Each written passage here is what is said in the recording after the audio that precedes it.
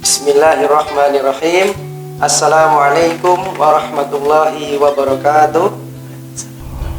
Alhamdulillahirabbil alamin. Nahmaduhu wa nasta'inuhu ala umuri dunya waddin. Wassalatu wassalamu ala asrafil anbiya'i wal mursalin sayyidina wa maulana Muhammadin wa ala alihi wa sahbihi wa barik wasallim. Amma ba'du. Alhamdulillah, pada malam hari ini kita bersama narasumber kita sekaligus guru di Pondok Modern Asy-Syifa Balikpapan, yakni Al-Ustadz Lani JZ SPDI, yang pada malam hari ini insya Allah beliau akan menyampaikan tausiah dengan tema sahur berkah di bulan suci Ramadan. Monggo Ustadz. Baik, bismillahirrahmanirrahim. Assalamualaikum warahmatullahi wabarakatuh. Waalaikumsalam warahmatullahi wabarakatuh. Pemirsa yang berbahagia, alhamdulillahirabbil alamin. Assalatu wassalamu ala syafil anbiya'i wal mursalin sayyidina maulana Muhammadin wa ala alihi wasallam ajmain. Amma ba'du. Alhamdulillah, hari ini kita berkumpul kembali atau kita berkumpul di bulan Ramadan, ya. Karena jarang-jarang orang ketemu bulan Ramadan. Tahun depan lagi. Dan tahun ini kita diberikan oleh Allah Subhanahu wa taala, yaitu bisa berkumpul di bulan suci Ramadan. Karena bulan Ramadan ini banyak sekali keberkahan-keberkahan yang Allah berikan kepada khususnya umat manusia, yang tentunya umat Nabi Muhammad SAW. Keberkahan yang pertama mungkin yang kita bisa nikmatin adalah apa? Waktu kita buka, enak sekali nikmat ya, karena kita tadi lapar-laparnya, tiba-tiba langsung kita bisa makan. Kemudian makanan itu pun rasanya nikmat, karena orang yang lapar tentu ketika makan sesuatu yang sedikit ataupun yang banyak maka akan terasa nikmat. Nah, baik, tetapi sebelum kita buka itu tentunya kan ada jalan-jalan tuh. Jalannya tuh temanya itu bagaimana kita sebelum kita buka itu berarti kita puasa dahulu. Sebelum puasa berarti di sana ada sahur dahulu gitu ya. Nah, maka sahur itu utamanya apa? Jadi jangan sampai sahur saja kok, kan tidak seandainya tidak sahur itu pun tidak batal gitu ya. Artinya itu pun masih bisa puasa. Yang penting pasang niat betul. Tetapi Rasulullah SAW pernah bersabda gitu ya. Di sana itu dikatakan sampai seteguk air putih pun maka usahakan sahur. Nah gitu loh maksudnya. Jadi kalau seandainya sampai Rasulullah menyampaikan itu berarti ada keutamaan itu sahur. Nah, menurut dalam kitab Sharah Bukhari yang disalin oleh Ibnu Hajar rahmatullah alaih, ada 9 keutamaan orang yang sahur.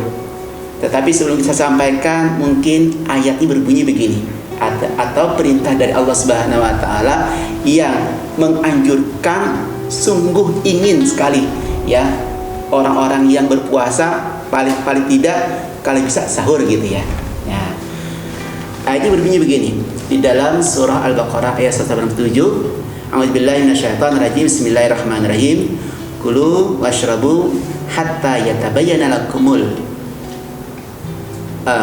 khaytul abyadi minal khaytul aswadi minal fajri summa atimmu siyam ilal lail. Artinya berbunyi begini, makanlah kalian, minumlah kalian ya, sampai kalian bisa melihat benang putih atau membedakan benang putih sama benang hitam ya, yaitu fajar berarti otomatis. Maka setelah itu sempurnakanlah puasamu sampai waktunya berbuka, yaitu ilal lail. Nah, kemudian di situ di dalam itu mengatakan berarti di sana anjurannya apa? Sahur. Orang sahur itu bukan berarti habis sholat taraweh langsung kita makan, itu sahur enggak? Ya itu kan dikatakan memang makan, tetapi bukan waktunya sahur. Sahur itu kata Rasulullah dikatakan sana ya, menyatakan kalau orang sahur itu paling tidak diakhirkan. Nah, Sementara kalau orang berbuka itu kalau bisa dipercepat, artinya disegerakan. Ketika sudah buka langsung segerakan, jangan lambat-lambat. Nah itu. Terus yang kedua, kalau sudah ada anjurannya kayak begitu, maka otomatis sahur itu berarti ada keutamanya. Apa saja keutamanya? Maka di sini disampaikan oleh Ibnu Hajar rahmatullah alaih, dia menyampaikan dalam kitab Syarh Bukhari bahwasanya ada 9 keutamaan. Yang pertama adalah otomatis itu sunnah. Kalau sunnah berarti itu anjuran siapa? Nabi Muhammad SAW. Kalau sudah anjuran itu disampaikan, berarti di sana ada hikmah yang terkandung. Nah, gitu ya. Jadi yang pertama tadi sunnah, berarti otomatis ini yang menyuruh kita, Rasul kita, yang menyuruh kita, penghulu kita, yang menyuruh kita, pemimpin kita, yang menyuruh kita, yang kita cintai. Ya, itu berarti di sana ada unsur beratnya, di sana ada unsur keutamanya, berarti ada berkahnya. Kita mau bangun sahur susah banget ya, karena waktunya itu pasti nyenyak-nyenyaknya tidur. Nah, maka sahur itu lebih bagusnya bangunnya, anggaplah misalnya kita imsak atau ajan jam 5 subuh, maka otomatis jam 4 lah kita makan sahur. Itu sudah jarak yang jauh. Tapi kalau mau lebih dekat lagi jam 4:30, bagus itu. Karena apa? Kita ikutin sunnah Rasul tadi. Kalau bisa diakhirkan ketika sahur itu ya. Diakhirkan itu artinya mendekatin aja. Itu. Tapi jangan sampai aja nanti. Yang kedua, apa lagi keutamaan sahur? Yang kedua adalah di dalam hadis Rasulullah mengatakan, ya, inna fasla ma baina siyamina wa siyama ahli kitab at-tasakhur.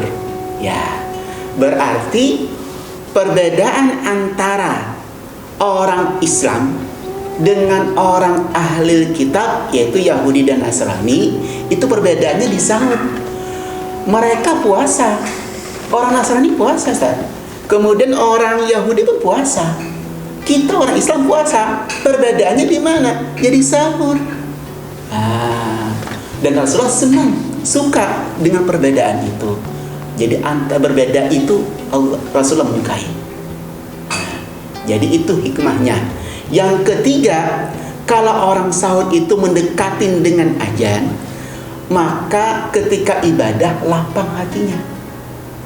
Artinya bagaimana saat kalau antum lapar nih, lapar banget, sholat, bawaannya pingin cepat selesai, gundah gulana. Nah, ketika orang sahur melapangkan hati, boleh dibuktikan. Nah, itu. Kemudian yang keempat, apa itu sahurnya? Jelas menambah energi. Orang tidak makan, karena bayangkan habis sholat isya, habis sholat taraweh, mungkin ada makan sedikit, setelah itu mereka tidur. Jarak antara ke sahur itu jaraknya kurang lebih 6 jam sampai 5 jam. Setelah itu jarak dari puasa jam 5 pas azan itu sampai ke jam 6 itu kurang lebih sampai 12 jam. 12 tambah 5 atau 6 jadi 18 jam, kurang lebih 18 jam. Tidak makan, tidak minum seandainya tidak sahur. Maka itu mengakibatkan orang itu ibadahnya bisa-bisa terganggu. Ya, lemas bawaannya. Maka bagusnya itu sahur. Karena itu mendatangkan kekuatan energi, paling tidak jaraknya sampai ke zuhur, bahkan ke sampai jam 2 itu sudah terasa baru lemasnya. Tetapi antara pagi sampai ini, nah itu kekuatan ada di sana. Nah, kemudian yang selanjutnya apa lagi? Ya, yang selanjutnya adalah orang yang laparnya sangat-sangat itu bawaannya emositas. Nah, maka hikmahnya orang yang bersahur menghilangkan tabiat emosi. Coba antum capek-capek, kemudian berangkat kerja, kemudian tidak sahur tadi, bawaannya lapar. Orang negur aja rasanya kita panas. Nah, gitu ya. Coba kalau orang berani pukul-pukulan karena kelaparan. ya hanya untuk mencari makan. Nah, kita sahur biar menghilangkan tabiat amarah, marah tadi. Kemudian, apalagi manfaat orang yang bersahur?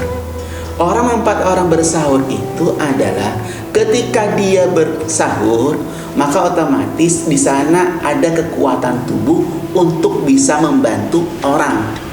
Ya, artinya begini, kalau orang lemes, kira-kira mau berjalan saja kan lemes ya, susah.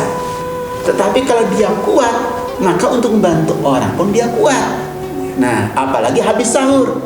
Apalagi ketika sahur, ada orang minta bantuan, orang yang fakir atau orang miskin. Pak, saya minta tolong, tidak ada makanan. Kita langsung kuat memberikannya. Tapi kalau kita sama-sama lemes bagaimana? Nah, itu manfaatnya. Kemudian yang selanjutnya, yang ketujuh, ya, apa manfaatnya orang bersahur itu? Manfaat orang bersahur itu adalah di sana ada doa-doa atau waktu yang diberikan oleh Allah Subhanahu wa taala, di sana kabul. Jadi kalau misalnya antum minta apa saja, di sana doa dikabulkan cepat oleh Allah Subhanahu wa taala. Selain malam tahajudnya, kita juga waktu itu juga berdoa, maka itu malam waktu yang dituntut oleh Allah Subhanahu wa taala cepat kabulnya. Nah, maka ketika itu dilakukan, maka berdoalah Ustaz. Jadi jangan sampai tidak berdoa. Nah, itu bagus di waktu yang itu, karena waktunya sempit, mendekati azan. Nah, itu. Maka berdoa itu paling afdal. Yang selanjutnya, orang yang bersahur itu Allah berikan taufik. Taufik itu kalau kita bedakan antara hidayah sama taufik. Kalau hidayah itu petunjuk. Petunjuk itu misalnya kata Allah atau Rasulullah, misalnya aqimus shalah. Sudah ada petunjuknya tentang salat. Tapi yang menggerakkan hati ini siapa? Allah kan? Nah, gerakan hati itulah dinamakan taufik. Nah, Allah berikan orang yang bersahur taufik untuk berzikir kepada Allah. Nah, bahasa kita getarannya, semangatnya ada untuk berzikir itu ada. Barokahnya orang bersahur. Yang selanjutnya Allah berikan taufik, ya, dengan cara untuk kuat untuk membaca Quran. Nah, jadi kalau misalnya dari ini, berarti manfaat orang bersahur itu adalah luar biasa, ada 9. Mungkin kalau seandainya kita gali lagi bisa lebih banyak lagi. Ini menurut kitab Syarah Bukhari yang disampaikan oleh Ibnu Hajar rahmatullahi alaihi. Nah, kemudian hadisnya mungkin ketika apa itu sahur barakah? Iya, ya, tasakharu fa inna sahur al barakah. Barakatun. Ya, tasakharu fa inna sahur barakatun. Bersahurlah kalian karena di dalam sahur itu terdapat barakah. Maka orang menyampaikan namanya sahur itu adalah jamuan yang diberkati, kata orang. Kalau bahasa kita diarabkan gitu ya, jamuan yang diberkahi. Nah, jadi orang makan sahur itu diberkahi. Sampai-sampai kata saya tadi pertama kali, kalau bisa seandainya nggak bisa sahur, paling tidak sedikit minum air saja dah. Ya, makan apa aja lah sedikit dulu. Yang penting sahur. Nah, itu. Jadi manfaatkan sahur ini. Kemudian yang terakhir mungkin, ya, dari saya, ketika nanti berbuka pun di sana juga ada waktu-waktu yang ditentukan Allah Subhanahu wa taala yang doanya dikabulkan oleh Allah Subhanahu wa taala. Artinya manfaatnya luar biasa. Ya. Apa itu? Kalau Rasulullah sallallahu alaihi wasallam, ya, man min muslimin, ya, yasumu summa yaqulu inda iftarihi ya azim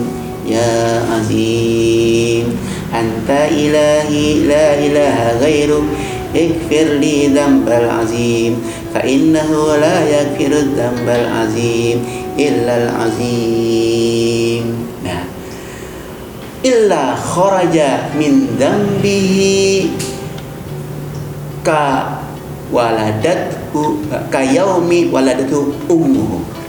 Artinya barang siapa yang berbuka puasa nanti waktunya dia berbuka puasa mengucapkan tadi ya azim sampai terakhir, maka dia dibersihkan oleh Allah Subhanahu wa taala dosa-dosanya seperti dilahirkan oleh orang tuanya. Nah, itu mungkin yang bisa saya sampaikan. Maka bersahurlah karena sahur itu indah. Assalamualaikum warahmatullahi wabarakatuh. Baik, banyak yang telah diberikan materi yang telah disampaikan kepada guru kita.